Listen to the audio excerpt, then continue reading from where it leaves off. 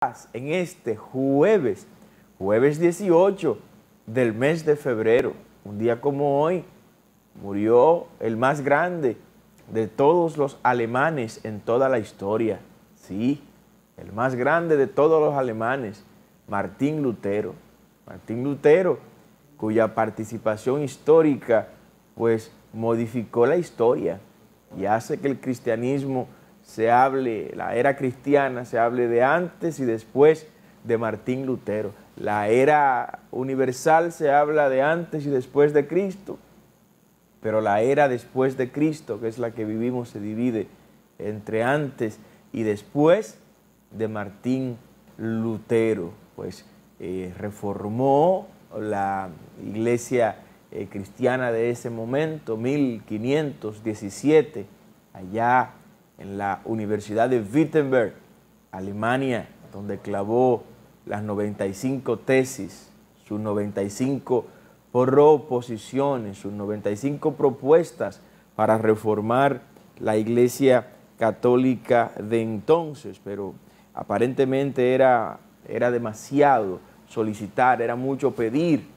y no resistió la Iglesia esas transformaciones, esas reformas, y prefirió quebrarse. Ahí nace entonces todo el movimiento protestante. Protestante, bueno, viene de un momento histórico que ocurrió cuando los príncipes del Sacro Imperio Germánico, hoy Alemania, pues protestaron frente al rey Carlos V. Carlos V, que empezó a gobernar muy joven y le tocó ser el monarca, anote esto, el hombre en la historia bajo cuya monarquía o cuya égida, cuyo poder y autoridad ha estado la mayor cantidad de territorio en el planeta, se llamó Carlos V.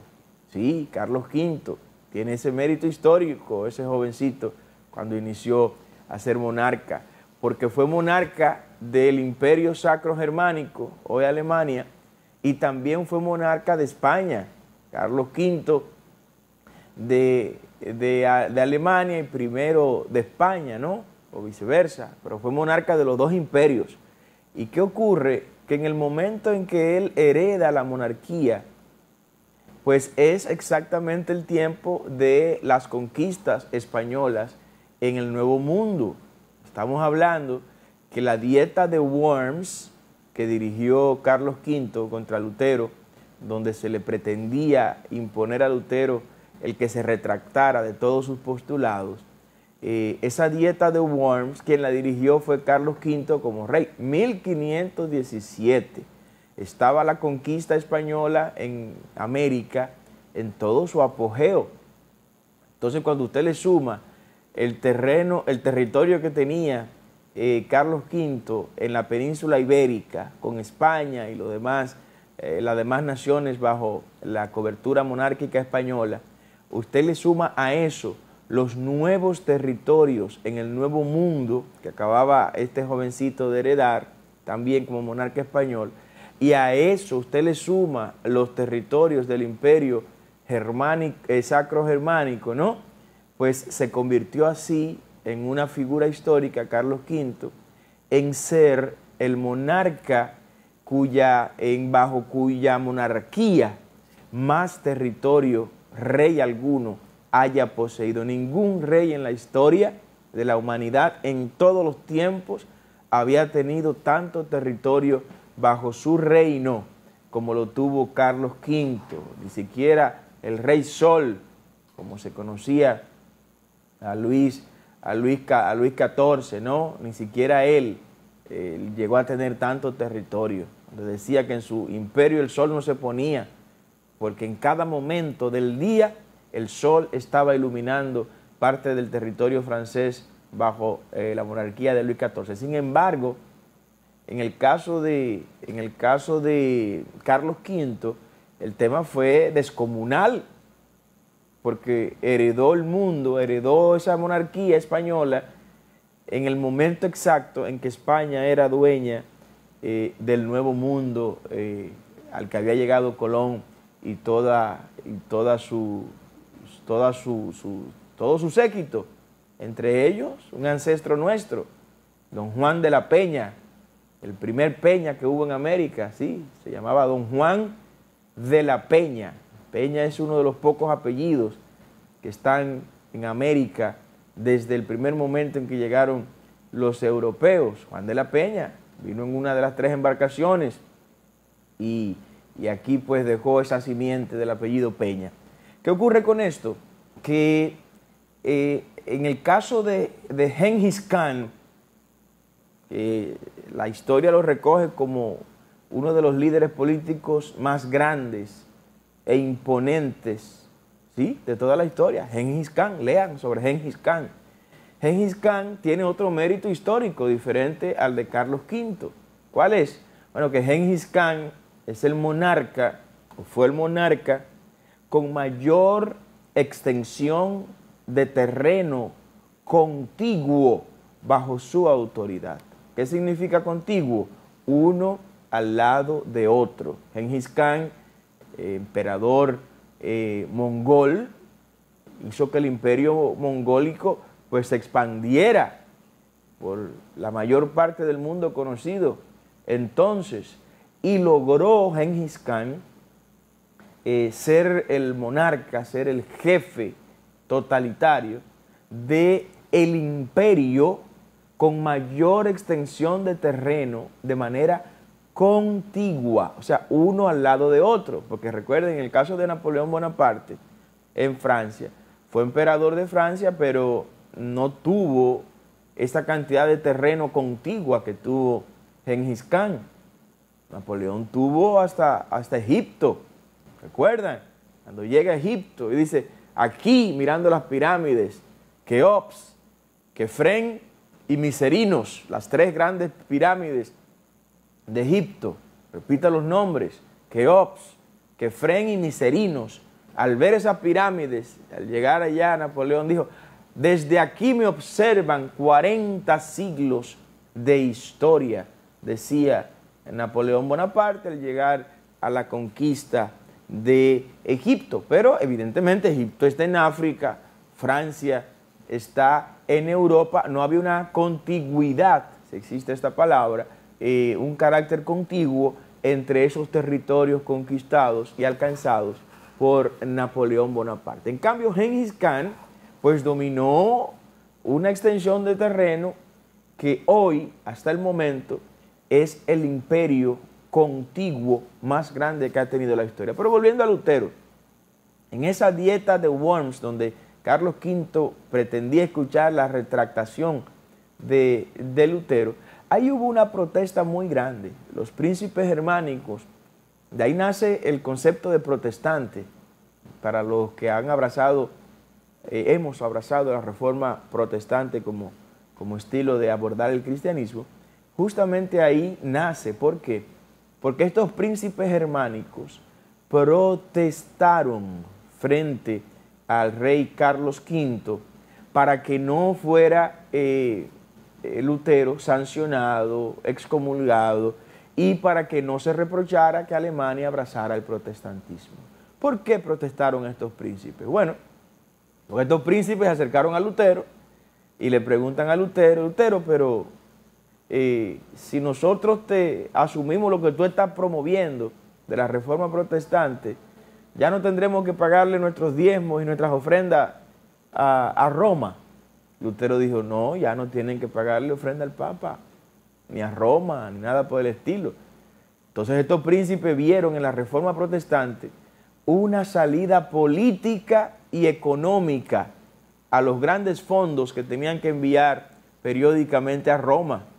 O sea, no fue por un tema religioso, no fue porque estos príncipes abrazaron la reforma como un concepto de que, bueno, ahora soy salvo por gracia y solo la fe y solo la escritura. No.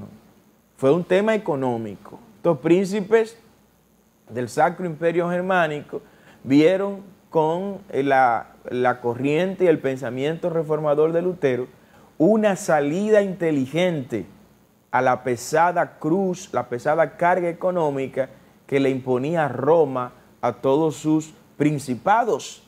Y dijeron, no, rey Carlos V, nosotros estamos de acuerdo y protestamos.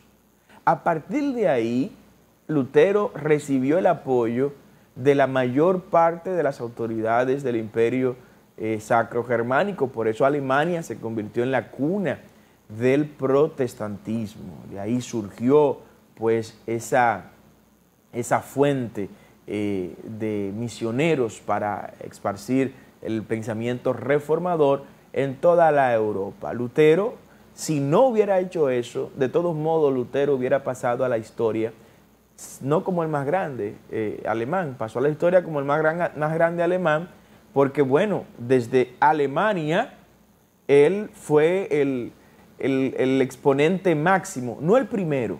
Ya antes de Lutero había existido una ola impresionante de reformadores, ¿no? Puedo hablar de Juan Hus, allá, por ejemplo, en Praga, estuvimos allá justamente donde fue incinerado Juan Hus, 100 años antes de Lutero, inclusive al momento de ser condenado Juan Hus como reformador, dijo: ustedes van a matar ahora a un ganso, que es lo que significa Hus en alemán. Van a eliminar un ganso, pero 100 años después vendrá un cisne contra el cual nada podrán hacer.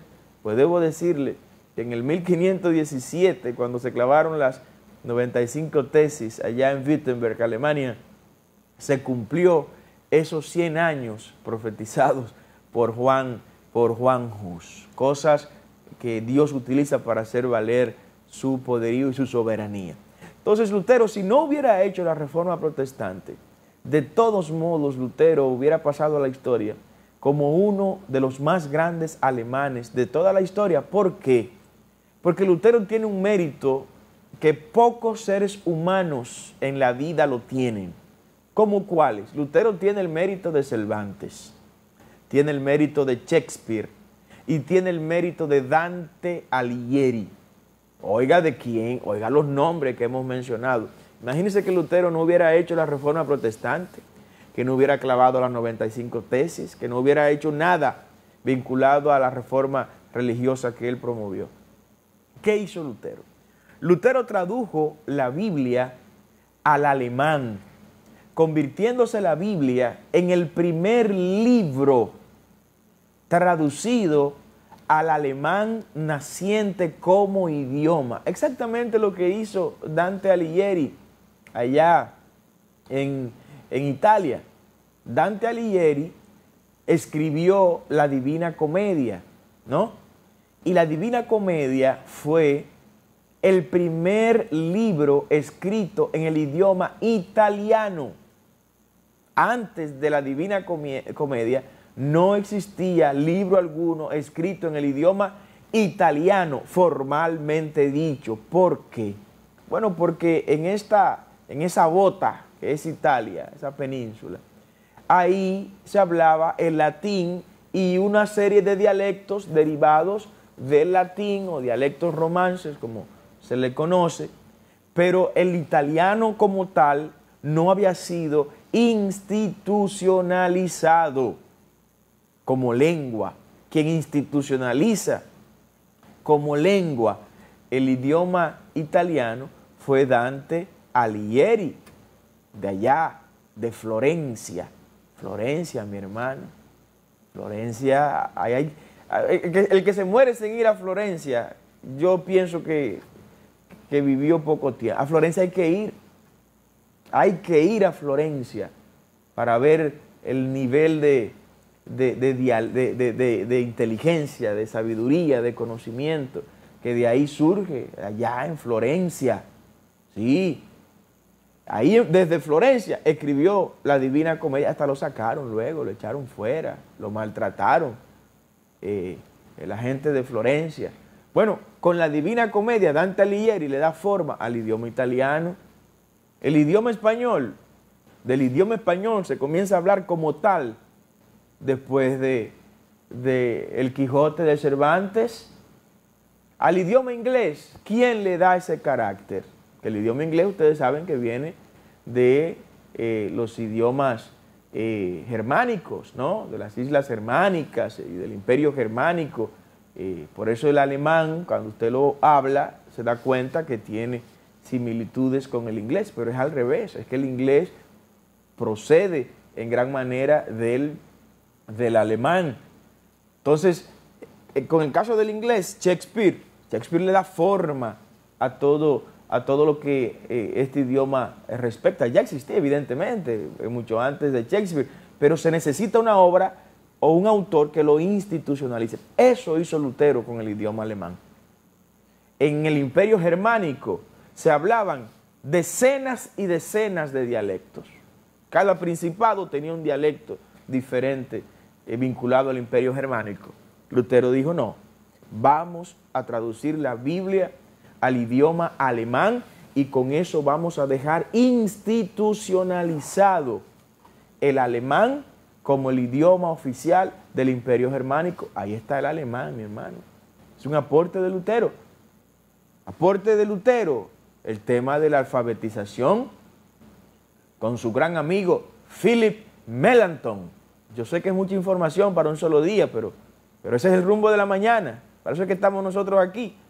Su gran amigo Philip Melanchthon. Hablar de Philip Melanchthon es hablar del padre de la alfabetización, colaborador de Lutero en estas campañas alfabetizadoras de toda Europa. Busquen los datos. Antes de la Reforma Protestante, o sea, antes de ese 31 de octubre de 1517, la Europa que se conocía en ese momento era analfabeta en más de un 95%. No sabía leer ni escribir. Más del 95% de los europeos. ¿Por qué? Bueno, porque las letras, la ciencia, la filosofía, las artes estaban consagradas para quienes abrazaban la vida religiosa. Por eso los padres y las madres anhelaban que sus hijos fueran a los monasterios, se integraran al servicio religioso. Era un honor para cada una de esas personas que sus hijos estuvieran en esa vida religiosa, porque eso le garantizaba formación y educación. ¿Qué dijeron los reformadores? No, es que esto no puede ser. Nosotros necesitamos, para que estas ideas crezcan, se reproduzcan en las mentes de los europeos, nosotros necesitamos, dijo Lutero, y a quien Lutero designó con esta noble labor, que fue a su gran amigo Philip Melanchthon. Búsquenlo, investiguen, lean sobre esta persona. No es nada más Mozart La Para y Vaqueró y el Alfa y el Lápiz y toda esa gente. No, dediquen tiempo también a las cosas que permanecen en el tiempo. No toda esa cháchara y toda esa cosa que para nada agrega valor a la vida de los seres humanos. Philip Melanchthon se encargó de crear lo que fue el primer proceso de alfabetización profundo para toda Europa, designado por Martín Lutero, porque Lutero decía, y los demás reformadores, que para que la gente conozcan al Dios de la Biblia, tenían que saber leer, para que no se dejen engañar de la gente que le daban los servicios religiosos hasta en otro idioma que no hablaba el pueblo, y de espalda a la gente, y la gente iba ahí y todo era por fe y nadie cuestionaba nada. No. La Reforma Protestante despertó el pensamiento crítico del ser humano. A partir de la Reforma Protestante, la humanidad no ha sido la misma. Y los países que abrazaron el protestantismo, evidentemente, fueron los que primero alcanzaron el desarrollo. Cuando usted analiza la historia de los países nórdicos, usted se va a encontrar que son los que tienen los mejores índices de desarrollo en este momento, ¿no? Se va a encontrar, bueno, que su origen está muy vinculado a la Reforma Protestante. Cuando usted analiza el surgimiento de la banca comercial como la conocemos, se va a encontrar con que Calvino es el padre de la banca comercial como la conocemos. De hecho, en Zúrich, allá en Suiza, Zúrich es el lugar del mundo donde más dinero en efectivo hay guardado. Zúrich, esa pequeña localidad de uno de los cantones suizos, no es por casualidad, es porque ahí se formalizó el inicio de la banca comercial como la conocemos en este día. la mayor cantidad de premios Nobel que tiene la humanidad o son judíos o son protestantes. Esto está confirmado y está estudiado. La Europa más rica y próspera está vinculada al mundo protestante. La América más rica y próspera está vinculada al mundo protestante. No es casualidad, no, porque se le abrió la mente al ser humano en que ser rico no es pecado, que el pecado es amar el dinero, como dijo el apóstol Pablo. Raíz de todos los males es el amor al dinero, lo dijo el proverbista, perdón. Raíz de todos los males es el amor al dinero. Entonces la vida de Lutero, y es un atrevimiento para muchos el decir eso, como lo estamos diciendo ahora, que ha sido el más grande alemán de toda la historia, lo estamos poniendo por encima de Otto von Bismarck. Óigame bien, estar por encima de Otto von Bismarck, eso es demasiado, pero Bismarck mismo elogiaba a Lutero. Bismarck mismo exaltaba la vida de Lutero y su paso por la Alemania. Hitler mismo llegó a elogiar a Lutero. Lo hizo por otras razones, ¿no? Por un escrito ahí malinterpretado por Hitler y mucha gente, donde aparentemente Lutero como que hablaba mal de los judíos, pero no fue lo que quiso Lutero decir. Lutero en ese escrito lo que hablaba era de la nueva casa de Dios, que es la iglesia, ¿no? Y Lutero decía, bueno, pero que Cristo se construyó un nuevo pueblo, que es la iglesia, pretendiendo decir que esos privilegios históricos de Israel como pueblo de Dios habían sido superados por la iglesia, el nuevo pueblo de Dios. Pero no es que Lutero era antisemita, no, de ninguna manera. Nadie que conozca la Biblia con el nivel de profundidad que lo conocía Lutero, que era teólogo, o sea, no era un cura cualquiera. Lutero era un teólogo formado para debatir en las grandes cátedras de teología y que era consultado por los más altos teólogos de su momento. Entonces, cuando usted ve eso, usted dice, ah, pero no fue a cualquiera que se escogió para esta noble labor, para esta noble misión. Hoy, hablar de este gran alemán, para muchos nos llena de gran satisfacción. Saber que esa vida de Lutero y el legado que él entregó, pues nos ha llegado hasta acá, hasta República Dominicana, en distintas manifestaciones, en la educación, en universidades, en medios de comunicación, en iglesias, en librerías, en hospitales, en orfanatos, en asilos. Y a nivel mundial, pues este nombre hoy, justamente hoy, al conmemorarse un año más de su fallecimiento, de seguro que al igual que nosotros, millones de personas harán un comentario durante todo este día. Continúe